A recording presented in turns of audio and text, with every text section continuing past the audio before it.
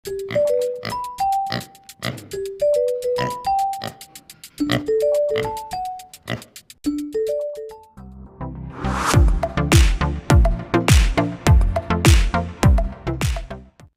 जी, मुझे ये बताइए कि जो पिग फार्मिंग हम करते हैं तो उसमें हम प्रोडक्टिविटी को कैसे ज़्यादा बढ़ा सकते हैं?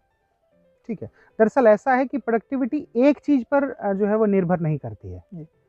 पहली चीज़, फ़र्स्ट ऑफ़ ऑल आपको अपने फ़ीड को बैलेंस करना होगा। मीन्स आपके जो है वो उसमें पोषक तत्व हैं, वो किस जी। प्रकार से बैलेंस है भी या नहीं है? पोषक तत्व में मुख्य तौर पर जो हमारी खनिज है, खनिज लवण मीन्स मिनरल जी। मिक्सचर। मिनरल्स बहुत सारे उनका एक पर्टिकुलर मिक्सचर होता है। सेकंड तौर पर हम उसमें प्रोटीन कंटेंट कितना दे रहे हैं अपने पशुओं को, और फिर विटामिन हम उसको किस प्रकार से प्रोवाइड करवा रहे हैं, और फिर आपका जो है कार्बोहाइड्रेट का क्या सोर्स है, आपका फीड का एक फॉर्मुलेशन अगर सटीक होता है, जी। देखो प्रोडक्टिविटी पर सीधा सीधा आपका फीड इफेक्ट करता है। आपका ज़रूर। आपका जो है वो पूरा कंपोजिशन होता है, एक फीड फॉर्मुलेशन है वो आपका सटीक होना चाहिए, एक बैलेंस फीड होना चाहिए। देखो सूअर खाने को तो कुछ भी खा सकता है, जी, आप ये देख ज़रूर। लो, सब्जी भी खा लेगा, आलू भी खा लेगा, गोभी भी खा लेगा, मांस भी खा लेगा, जी। बट हमें चाहिए कि प्रोडक्टिविटी ज़्यादा है। प्रोडक्टिविटी से आपका तात्पर्य बच्चे देने से है या फिर वजन बढ़ाने से है? कैसे हम बच्चे ज़्यादा प्राप्त बड़ा करें। प्राप्त कर ठीक सकते है, हैं? ठीक है, ठीक है। जी। कुछ चीज़ें मायने रखती है। फर्स्ट ऑफ ऑल आपका फीड एकदम प्रॉपर बैलेंस संतुलित होना चाहिए। जी। सेकंड तौर पर आपकी ब्रीड एकदम सटीक होनी चाहिए, क्योंकि ब्रीड का बहुत बड़ा मसला है हमारे इंडिया में। अगर हम देखें तो जो हमारी इंडियन जो देसी नस्लें हैं, वो उनकी प्रोडक्टिविटी इतनी अच्छी नहीं है, ना तो बच्चों के मामले में या बच्चे देने के मामले में, ना वजन बढ़ाने के मामले में। अगर मैं कुछ विदेशी नस्लों की बात करूं, जिसका मुझे ज़्यादा तजुर्बा है, लार्ज व्हाइट यॉर्कशायर। अगर आप लार्ज व्हाइट यॉर्कशायर का प्योरिटी लेवल ले लेते हो, जी। तो आप सही फीड देकर और जी। सही आपके पास ब्रीड है, और एक अहम चीज़ जो बहुत ही मेजर पॉइंट है, वो आपका है नर का सिलेक्शन, जी। बोर का सिलेक्शन। अगर आपका बोर का सिलेक्शन अच्छा नहीं है, तो ऑब्वियसली उसमें कुछ गड़बड़ी होने वाली है प्रोडक्टिविटी की। सो आपका, जैसे कि आप कुछ हाँ, मैं क्लियर जी, कर जी, दूँ। जी। देखो एक एक बाप पर अगर हम बच्चे का गुण देखें जी। पिग में, तो 60 टू 70% जो गुण हैं वो अपने बाप के आते हैं बच्चे पर, जी। पिग में।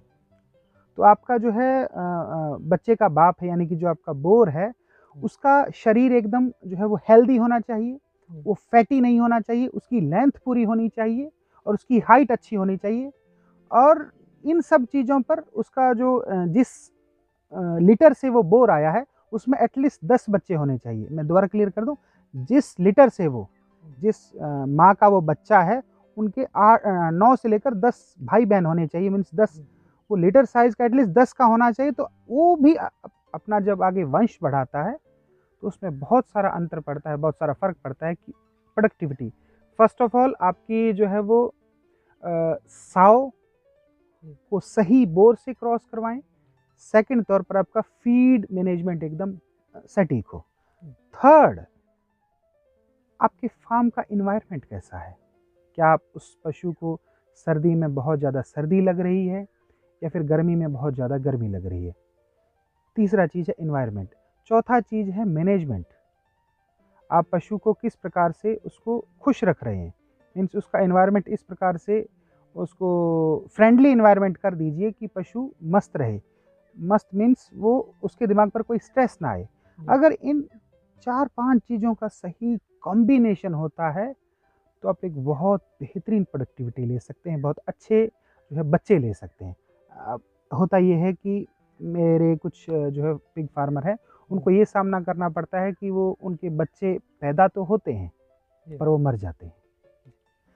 तो इसके लिए आपको करना ये होगा कि जो 114 दिन का इसका जो गर्भकाल है, जो इसका ड्यूरेशन है 3 मंथ 3 वीक 3 डेज़, उस 114 दिन के गर्भकाल में आपको इतना बेहतरीन तरीके से उसकी देखभाल करनी होगी, ताकि उनके बच्चे ना मरें। तो इसके लिए आपको सीखना पड़ेगा। देखो दोस्त, जब तक आप सीखेंगे नहीं, तब तक आप उस आउटपुट कुछ शानदार नहीं ले पाएँगे। और कुछ? और हम जो ये प्रोडक्टिविटी के बारे में अभी बात कर रहे हैं, तो यहाँ पे आपने एक बात कही कि हम बोर का सिलेक्शन कैसे करें, किस रूप से करें। तो अभी जो इंडिया में हम बात करेंगे, इंडिया की अगर बात करें तो कितना परसेंटेज प्योरिटी हमको मिल जाता है मैक्सिमम टू मिनिमम भी आप थोड़ा बताइए हमको। बहुत आपने अच्छा सवाल किया। देखिए, मैं जो है बात करने जा रहा हूँ लार्ज व्हाइट यॉर्कशायर की। तो लार्ज व्हाइट यॉर्कशायर का 100% वेरिएंट तो हमारे इंडिया में उपलब्ध नहीं है। अगर 100% वेरिएंट यहाँ पर उपलब्ध हो भी तो शायद हम उससे अच्छी इतनी प्रोडक्टिविटी ना लें, क्योंकि जहाँ से ये है वो बेसिकली एक ठंडा प्रदेश है, ये यूरोपियन जो है वो ब्रीड है, और हमारा इंडिया में ज़्यादातर इलाकों में अच्छी खासा गर्मी पड़ती है। तो उसका बिल्कुल 100% अगर हम वर्जन लेते भी हैं तो शायद वो बहुत ज़्यादा सेंसिटिव होगा और बार बार वो बीमार पड़ेगा यहाँ पर। तो हम ये पकड़ के चलें कि 80 से लेकर 85% तक अगर हम प्योरिटी लेवल का अगर हम ब्रीड सेलेक्ट करते हैं, अगर 80-85% है तो बहुत शानदार आपके पास उसका आउटपुट आने वाला है। आप ये मानकर चलें कि अगर आप एक अच्छे फार्मर हैं तो आप 9-10 का भी लीटर साइज ले सकते हैं, और लीटर साइज लेना एक बात है और उनको बच्चों को जिंदा रखना भी दूसरी बात है। ये आपके तजुर्बे पर निर्भर करता है। जैसे कि कुछ नए फार्मर हैं, अभी जैसे कि सर्दियों के दिन चल रहे हैं, तो सर्दियों में बच्चे मरते हैं। अगर आपके पास एक्सपीरियंस नहीं है तो सर्दियों में बच्चे मर जाते हैं। अगर आप एक अच्छे तजुर्बेकार जो है किसान हैं, फार्मर हैं, तो आप अपने बच्चों को डेफिनेटली सर्वाइव करवा सकते हैं। तो आपके सवाल का सटीक जवाब ये है कि आपका बोर का जो सिलेक्शन है वो 85%, हमारे इंडिया में 85 बहुत अच्छा जो है वो परसेंटेज माना गया है। तो 80 से 85% आपको अगर प्योर ब्रीड मिल जाती है लार्ज व्हाइट यॉर्कशायर की, तो ऑब्वियसली उसमें अच्छा प्रोडक्टिविटी देखने को मिलता है। जहाँ तक मेरा तजुर्बा है, बच्चे तो पैदा होते ही हैं। मैंने फर्स्ट टाइम 16 बच्चे भी पैदा होते हुए देखे हैं और सभी को सर्वाइव भी करवाया है। बट उन बच्चों को पैदा करना और उनको जिंदा रखना, देखो शुरुआती जो 7 दिन है ना, वो बहुत ही ज़्यादा क्रिटिकल होते हैं पशु के लिए, बच्चे के लिए। पहले 7 दिन ऑब्वियसली शुरुआती 7 दिन, क्योंकि जब वो मादा जो है मदहोशी में होती है, तो कई बार ऐसा होता है कि अगर आपके पास अच्छे प्रबंधन नहीं है तो बच्चा दबकर भी मर जाता है।